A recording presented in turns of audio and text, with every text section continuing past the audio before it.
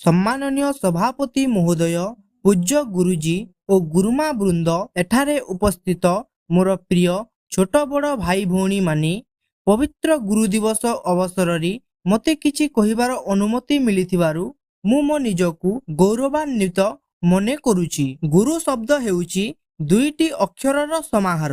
गुर अर्थ हेउछि अंधकार एवं रुर अर्थ हेउछि ज्ञान।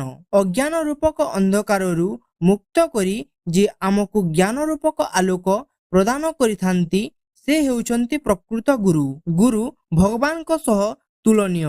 गुरुंक आशीर्वाद रे जणे अशेष ज्ञान सम्मानर अधिकारी होई पारे। समग्र भारत वर्ष रे सेप्टेम्बर मास 5 तारिख रे गुरु दिवस पालन करा जाई।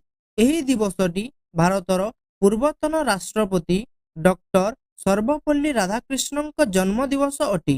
डॉक्टर सर्वपल्ली राधाकृष्णन 1888 मसीहा सेप्टेम्बर 5 तारिख रे तामिलनाडुर तिरुतानी ग्राम रे जन्म ग्रहण करिथिले। तांको बापा वीरस्वामी जाति रे जणे ब्राह्मण थिले। पूजा कर्म कर्माणी करी जीविका अर्जन करुथिले। तांकर आर्थिक अवस्था आद्य भल नथिला। बहुत कष्ट रे राधाकृष्णन तांकर प्राथमिक शिक्षा समाप्त करिथिले।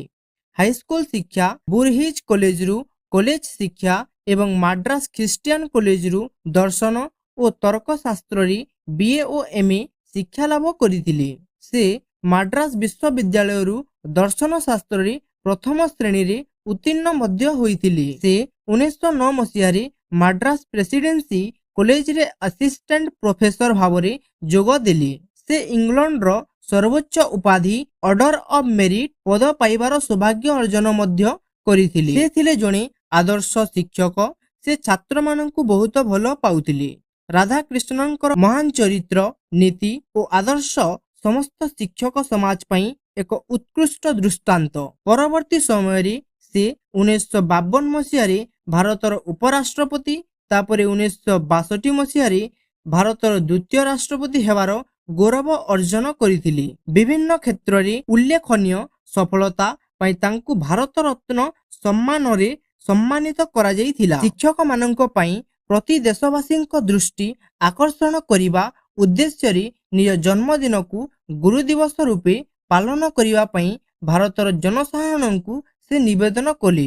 सेही दिन ठारू प्रति सेप्टेम्बर मास 5 तारिख को भारतवासी गुरु दिवस रूपे पालन करी आसुअछंती। प्रत्येक गुरु आम मानक भविष्यत को उज्जवल करी गढ़ी तोलिबार कर्तव्य करिथांती। सेमाने आमको भल मनीष हेबारे साहाय्य करिथांती। मो प्रति उत्सर्गीकृत थिबा समस्त गुरुजी एवं गुरुमा माननकु आजिर एही पवित्र दिन रे मु आंतरिकतार सहित धन्यवाद ज्ञापन करुछि। गुरु हेउचंती सर्वश्रेष्ठ ज्ञान और आदर्शर ज्वलंत उदाहरण।